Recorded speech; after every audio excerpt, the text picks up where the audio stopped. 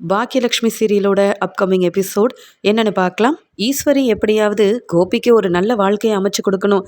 இனியும் என் பையன் கோபி தனியாக இருக்கக்கூடாது. பாக்கியா திமிரா தான் முடிவை சொல்லிட்டா, அதுக்குன்னு சும்மா விட்டுறதா அப்படின்னு ராதிகாவுக்கு ஃபோன் பண்ணி அவங்கள பார்க்கறதுக்கும் வர சொல்கிறாங்க. ராதிகா ஈஸ்வரி சொன்ன இடத்துக்கு ரொம்ப நேரமாக காத்துட்ருக்க அங்கே ஈஸ்வரியும் வராங்க. ராதிகா நல்லா இருக்கியா? உன்கிட்ட பேசணும் தான் நான் வர வச்சிருக்கேன்னு சொல்ல. புரியுது, முக்கியமான விஷயமா இல்லைன்னா கண்டிப்பாக எனக்கு நீங்கள் ஃபோன் பண்ணியிருக்கவும் மாட்டீங்க, பேச கூப்பிட்ருக்கவும் மாட்டீங்க. என்ன விஷயம்னு கேட்க கோபியை பற்றி சொல்ல ஆரம்பிக்கிறாங்க. கோபி தனியாகவே இத்தனை நாள் இருந்துட்டான். நீயும் மயு கூட தனியாக இருக்க. பேசாமல் நீ கோபியை கல்யாணம் பண்ணிக்கலாம்ல. நீங்கள் எல்லாரும் ஒத்துமையாக இருந்தா அது போதுமா எனக்குன்னு சொல்ல, உடனே சிரிச்சுக்கிட்டு ராதிகா, என்ன நினச்சிட்டு வந்து இப்படி என்கிட்ட பேசிகிட்டு இருக்கீங்க? உங்கள் பையன் கோபி என் வாழ்க்கையில் வேண்டான்னு டிவோர்ஸ் பண்ணிவிட்டு நான் ரொம்ப சந்தோஷமாக என் வேலையை பார்த்துட்ருக்கேன். என் பொண்ணையும் நல்லா கவனிச்சிக்கிறேன். இப்போ திடீர்னு என்னை முன்னாடியே வாழ விடலை. இப்போ என்ன புதுசாக கூப்பிட்டு இதை பற்றி பேசுகிறீங்க? பாக்கியா வேண்டான்னு சொன்ன உடனே பாக்கியாவையும் உங்கள் பையனையும் சேர்த்து வைக்க நினச்சிருப்பீங்க. அவங்க முடியாதுன்னு சொன்ன உடனே இப்போ என் பக்கம் வந்து இப்படி பேசுகிறீங்களா அப்படின்னு ராதிகா கேட்க, அதெல்லாம் இல்லைம்மா. பாக்கியாவை பற்றி உனக்கு தெரியும். அவளுக்கு பிஸ்னஸ் தான் முக்கியம், குடும்பம் கூட அவளுக்கு முக்கியம் இல்லை. ஆனால் என் பையன் கோபியை பார்த்து ரொம்ப மனசு வேதனையாக இருக்குது. நீங்கள் எல்லாரும் ஒன்று சேர்ந்து இருந்தால் எனக்கு ரொம்ப சந்தோஷம். மறுபடியும் நீ கோபியை கல்யாணம் பண்ணிக்கிறியாமா அப்படின்னு கேட்கும்போது உடனே இங்கே ஈஸ்வரி கிட்ட ரொம்ப கோவமாக ராதிகா பேசுகிறாங்க. நீங்கள் ரொம்ப பெரியவங்க, நீங்கள் கூப்பிட்டீங்கன்னு வந்தேன். ஆனால் இப்படி ஒரு முடிவெடுத்து இந்த கேள்வியை என்கிட்ட கேட்பீங்கன்னு எதிர்பார்க்கவே இல்லை. கோபி என் கூட இருந்தால் எனக்கு சந்தோஷம் இருக்காது, நிம்மதியாக நான் இருக்க முடியாது. நாங்கள் ஒன்று சேர்ந்து வாழணும்னு நினச்சப்ப எங்களை வாழ விடலை. இப்போ புதுசாக இப்படி நீங்கள் கேட்குறத பார்க்க எனக்கு சிரிப்பு தான் வருது. தப்பாக நினைக்காதீங்க. கோபி என் வாழ்க்கையில் வேண்டான்னு நான் முடிவெடுத்ததுலேருந்து இப்போ வரைக்கும் உறுதியாகவே தான் இருக்கேன். நான் இப்போ தான் கொஞ்ச நாளாக ரொம்ப நல்லா இருக்கேன். அதனால் கோபியை பற்றி யோசிக்கிறது கூட எனக்கு வேண்டான்னு நினைக்கிறேன். தப்பாக நினைக்காதீங்க.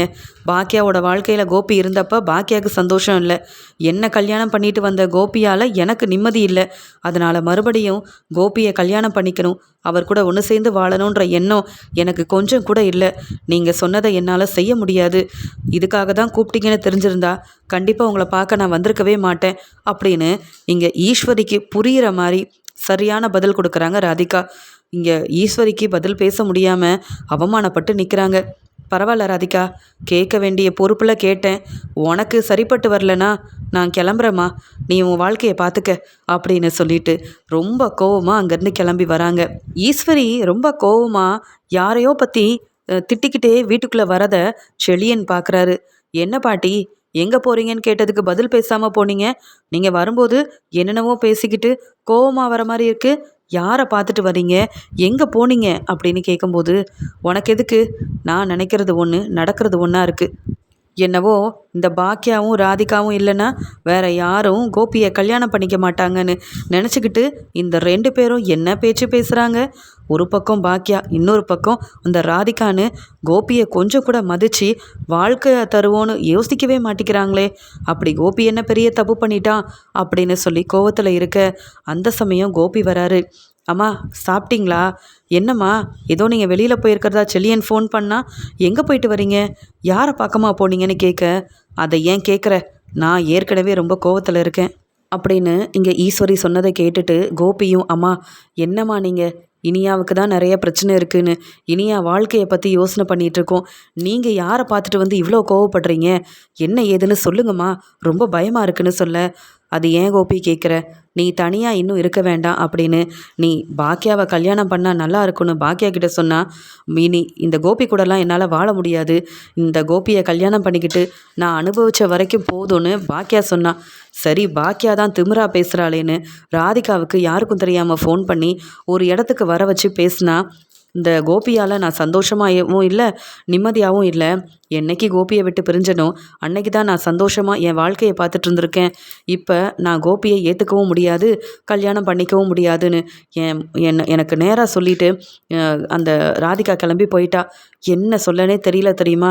இப்படி 2 பேரால் அவமானப்பட்டு நிற்கிறோம் அப்படின்னு சொல்ல, அம்மா நீங்கள் ராதிகாவை வர வச்சிங்களா?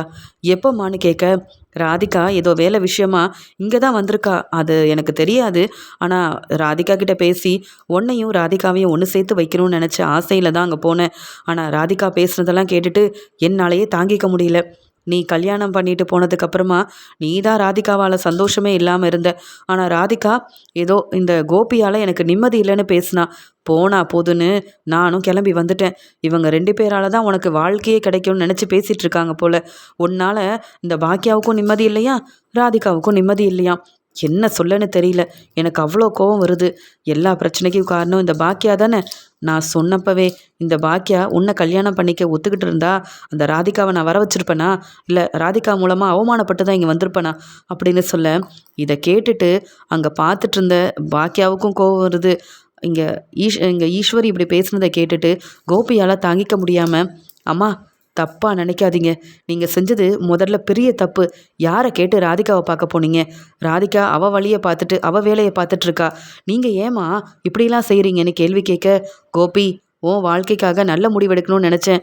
இதில் என்ன தப்பு இருக்குது? சம்மந்தி பேசின பேச்செல்லாம் கேட்டல்ல.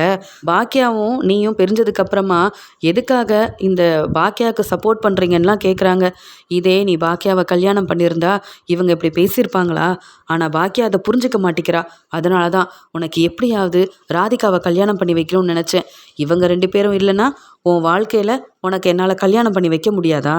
நான் உனக்கு நல்ல ஒரு பொண்ணாக பார்த்து உனக்கு ஏற்ற மாதிரி ஒரு பொண்ணை கல்யாணம் பண்ணி வைக்கிறேன். இவங்க யார் உன்னை அவமானப்படுத்தி பேசுகிறதுக்கு அப்படின்னு ராதிகா மேலேயும் பாக்கியா மேலேயும் உள்ள கோவத்தில் ஈஸ்வரி இப்படி பேசின உடனே கோபி தாங்கிக்க முடியாமல், போதுமா இதுக்கு மேலே இப்படி பேசாதீங்க, என்னால் தாங்கிக்க முடியாது. என் பசங்க எல்லாரும் வளர்ந்துட்டாங்க. அவங்கவுங்க வாழ்க்கையில் இருக்க பிரச்சனையை தான் இனி நான் பார்த்து சமாளிக்கணும்னு நினச்சி என் பசங்களுக்காக வாழ்ந்துட்டுருக்கேன். நீங்கள் என்னம்மா இங்கே ராதிகாவை பார்த்தேன்னு சொல்கிறீங்க, எனக்கு கல்யாணம் பண்ணி வைக்கணும்னு நினைக்கிறீங்க? போதுமா, இதுக்கு மேலே நீங்கள் எனக்காக எதுவும் செய்யவே வேண்டாம். நான் பாக்கியாவை கல்யாணம் பண்ணிக்கிட்டு பாக்கியாவை நிம்மதியாக இருக்க விடலை. ஏன் பாக்கியாவுக்கு எதுவும் தெரியாதுன்னு சொல்லி சொல்லி இப்போ பாக்கியா முன்னேறி நிற்கிறதுக்கு காரணம் நான் பேசின பேச்சால். நான் எவ்வளவோ பாக்கியாவை அவமானப்படுத்தியிருக்கேன். இதெல்லாம் நினச்சி பார்த்து பாக்கியா என்னை முதல்ல ஏற்றுப்பாளா, இல்லை பாக்கியா மனசு மாறணும்னு நினைக்கிறீங்களா? நான் வேணும்னா ராதிகா முக்கியம்னு போயிருக்கலாம். ஆனால் குடும்பத்துக்காக பாக்கியா எவ்வளவோ கஷ்டப்பட்டிருக்கா. தனியாக இருந்து சம்பாதிச்சு உங்கள் எல்லாரோட தேவைங்களையும் பார்த்துட்டு இருந்திருக்கா. அப்படி இருக்கும்போது என்னை புரிஞ்சுக்கிட்ட பாக்கியா மறுபடியும் என்னை கல்யாணம் பண்ணிப்பா ஏற்றுப்பான்னு நான் எப்படிமா அதெல்லாம் நினைக்கிறது?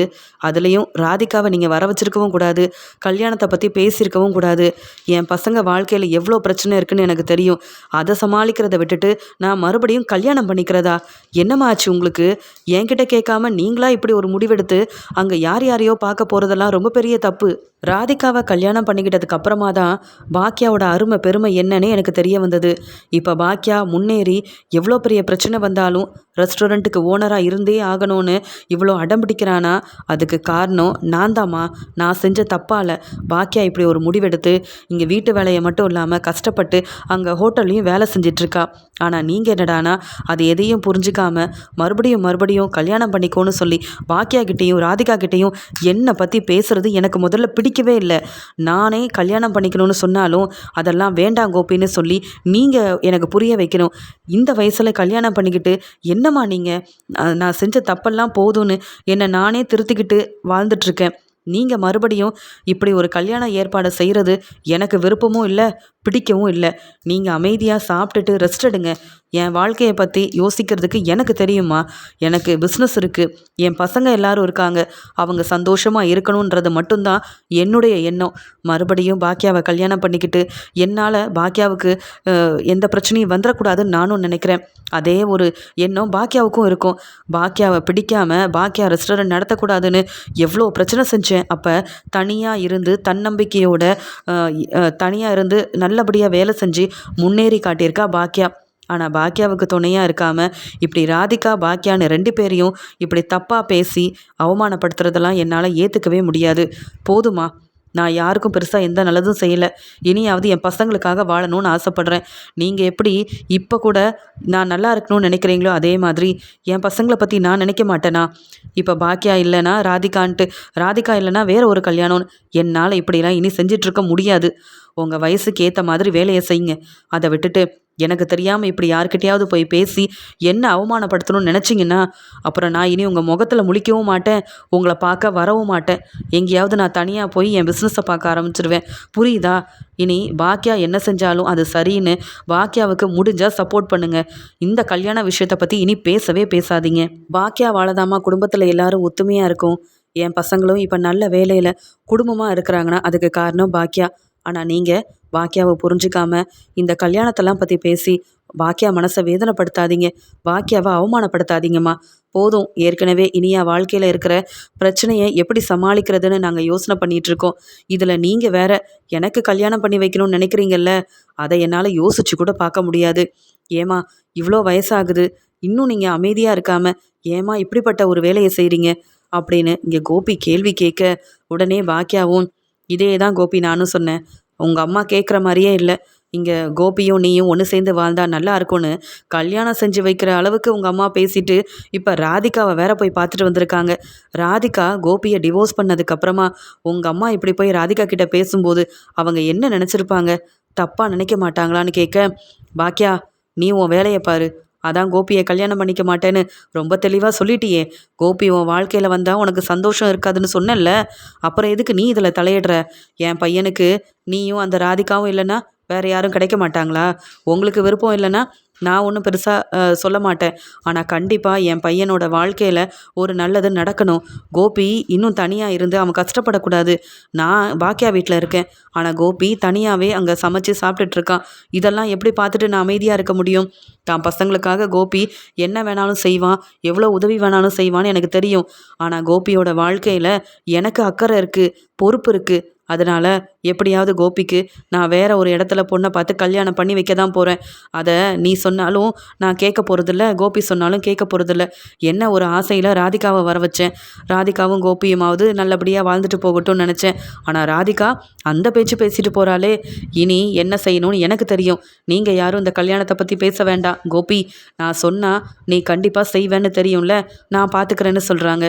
உடனே கோபி, தப்புமா, நீங்கள் செய்கிறது எல்லாமே பெரிய தப்பு. இப்போ இனியாவுக்கும் கல்யாணம் ஆயிடுச்சு. இனியா வாழ்க்கையில் பிரச்சனை போயிட்டுருக்கு. இப்போ நான் இந்த வயசில் கல்யாணம் பண்ணிக்கிட்டேன்னு வைங்க, அதுவும் நீங்கள் சொல்லி, அப்புறம் சம்மந்தி எல்லாரும் என்னை ரொம்பவே அவமானப்படுத்தி பேசுவாங்க. நான் தலை குனிஞ்சி அசிங்கப்பட்டு நிற்கணும். எனக்கு கல்யாணமே வேண்டாம். என் பசங்களுக்காக வாழ்ந்துட்டு போகிறேன். இப்போ வரைக்கும் உங்களுக்கு நான் மதிப்பும் மரியாதையும் கொடுத்துட்ருக்கேன். ஆனால் இன்னொரு முறை என் கல்யாணத்தை பற்றி பேசி பாக்கியாவையோ ராதிகாவையோ அவமானப்படுத்துறதுன்னு இப்படிலாம் ஏதாவது செஞ்சிங்கன்னா அப்புறம் நான் உங்கள் முகத்துலேயே முழிக்க மாட்டேன். நான் சொன்ன மாதிரி உங்களை கண்டுக்காமல் நான் ஒதுங்கியே இருந்துருவேம்மா. இதுக்கு மேலே நீங்கள் சொல்கிற எதையும் கேட்டு நான் அமைதியாக இருக்க முடியாது. ராதிகா கூட வாழணும்னு ஆசைப்படும் போது பிரச்சனை செஞ்சீங்க. உங்களால் ராதிகா என்னையும் புரிஞ்சிக்காம அவள் பாட்டுக்கு பிரிஞ்சு போயிட்டா. இங்கே பாக்கியா கூட வாழ்ந்துட்டு இருக்கும்போது பாக்கியாவுக்கு சரியாக படிக்க தெரியாது, எந்த வேலையும் செய்ய தெரியாதுன்னு நீங்கள் சொல்லி சொல்லி நான் உங்கள் பேச்சை கேட்டு பாக்கியாவை அவமானப்படுத்தினேன். இப்போ பாக்கியா தலை நிமிர்ந்து நல்லாவே சம்பாதிக்கிறா. ஆனால் வாழ்க்கை இல்லாமல் நிற்கிறது நான் தாம்மா. அதனால் இனியும் உங்கள் பேச்சை கேட்க நான் தயாராக இல்லை. உங்களுக்கு புரியணுன்றதுக்காக நான் பொறுமையாக பேசிகிட்டு இருக்கேன். அதுக்காக நீங்கள் நினைக்கிற எல்லாத்தையும் நான் இன்னும் செய்வேன்னு நீங்கள் தப்பாக யோசிக்க வேண்டாம். எனக்கு ஏதாவது பொண்ணு பார்க்குறேன், கல்யாணம் பண்ணி வைக்கிறேன்னு சொன்னால் அப்புறம் நீங்கள் என் அம்மாவே இல்லைன்னு சொல்லிவிட்டு நான் தனியாகவே போயிடுவேன். நான் சொன்னதை செய்யக்கூடாதுன்னா நீங்கள் உங்கள் வேலையை பாருங்கள். நிம்மதியாக என்னை என் பிஸ்னஸ் செய்ய விடுங்க. மற்றவங்கள எனக்காக அவமானப்படுத்தாதீங்க. பாக்கியா, எங்கள் அம்மாவே சொன்னாலும் நீ என்ன தப்பாக நினைக்காத. எனக்கே கல்யாணம் வேண்டாம் தான் சொல்லிகிட்டு இருக்காங்க. புரிஞ்சிக்காமல் எங்கள் அம்மா பேசிகிட்டு இருக்காங்க. அவங்க பெரியவங்க, தப்பாக நினைக்காத. நான் பேசி புரிய வைக்கிறேன். நீ போ பாக்கியா, நீ உன் வேலையை போய் பாரு அப்படின்னு அனுப்பிட்டு ஈஸ்வரியை ரொம்ப கோவமாக கோபி திட்டுறாரு. இந்த வீட்டுக்கு உங்களை பார்க்க வரணுமா நான் வேண்டாமா? நீங்கள் இப்படிலாம் செஞ்சிங்கன்னா எனக்கே அவமானமாக இருக்குமா? நான் செஞ்ச தப்பால் மறுபடியும் பாக்கியாவை என்னால் கல்யாணம் பண்ணிக்கவே முடியாது. நான் தனியாகவே இருந்துக்கிறேன். இனி இதை பற்றி பேசாதீங்க அப்படின்னு கோவமாக சொல்லிட்டு அங்கேருந்து கோபி கிளம்பி போக, என்னந்த கோபி என்னை புரிஞ்சிக்காம இப்படிலாம் பேசிட்டு போகிறான். அவனுக்கு ஒரு நல்ல வாழ்க்கை கிடைக்கணும்னு நினச்சா இந்த பாக்கியா ராதிகா தான் என்னை திட்டுறாங்க, அவமானப்படுத்துகிறாங்கன்னா கோபியும் இப்படி பேசிட்டு போகிறானே. கோபியோட வாழ்க்கை நல்லா இருக்கணும்னு அவனுக்கு கல்யாணம் பண்ணி வைக்கணும்னு நான் நினச்சது என்ன தப்பா? அதை புரிஞ்சுக்காம கோபி இப்படி செய்கிறத என்னால் தாங்கிக்கவே முடியலன்னு கோபி நல்லா வெளுத்து வாங்கி திட்டிட்டு போனதால் பதில் பேச முடியாமல் ஈஸ்வரி கண் கலங்கி உட்காந்துட்ருக்காங்க. பாக்கியா நினைக்கிறாங்க ஈஸ்வரியத்தை திருந்தவே மாட்டாங்க. என்னானாலும் அவங்க சொல்கிறது செய்கிறது மட்டும்தான் நடக்கணும்னு நினைப்பாங்க. இன்றைக்காவது கோபி தெளிவாக அவங்க அம்மாவுக்கு புரிகிற மாதிரி சொல்லிட்டு போயிருக்காரு. இனி அத்தை கோபியை பற்றி என்கிட்ட பேசாமல் இருந்தால் அதுவே போதும். இல்லைனா நான் தான் அத்தைக்கு புரிய வைக்கணும் போல அப்படின்னு நினச்சிக்கிட்டு கிச்சனில் வேலை பார்க்க ஈஸ்வரி கோபி பேசின பேச்சால் அவமானப்பட்டு கண் கலங்கி நிற்கிறாங்க. இங்க ஈஸ்வரி கிட்ட பேசிட்டு போன ராதிகா நினைக்கிறாங்க, இந்த ஈஸ்வரி இன்னும் திருந்தவே இல்லை. என்னை தேடி வந்து கோபியை கல்யாணம் பண்ணிக்க சொல்லியிருக்காங்களே, இதே மாதிரி கண்டிப்பாக பாக்கியா கிட்டேயும் கேட்டிருப்பாங்க. பாக்கியா தன்னுடைய முடிவில் உறுதியாக இருக்க என்கிட்ட வந்து நல்லா திட்டு வாங்கிட்டு போயிருக்காங்க. என்னைக்கா இருந்தாலும் இந்த ஈஸ்வரி மட்டும் திருந்தவே மாட்டாங்க. அவங்க பையனுக்காக இப்போ கூட கல்யாணம் செஞ்சு வைக்கணும்னு நினைக்கிறாங்களே, இந்த ஈஸ்வரியெல்லாம் என்ன சொல்லன்னு தெரியல. பாவம் பாக்கியா ஈஸ்வரி அத்தையை நல்லா பார்த்துக்கணும்னு சொல்லி தன்னுடைய வீட்டில் வச்சு நல்லா தான் கவனிச்சிக்கிறாங்க. ஆனால் ஈஸ்வரி திருந்துற மாதிரியே இல்லையே. கோபிக்கு சப்போர்ட் பண்ணி இப்போ கல்யாணம் செஞ்சு வைக்கணும்னு வேற யோசிக்கிறாங்க. கண்டிப்பாக அப்படி நடந்தாலும் ஈஸ்வரி கோபி எல்லாரும் அவமானப்பட்டு தான் நிற்பாங்கன்னு ஈஸ்வரி பேசின பேச்செல்லாம் நினச்சி பார்த்துட்டு இருக்காங்க ராதிகா.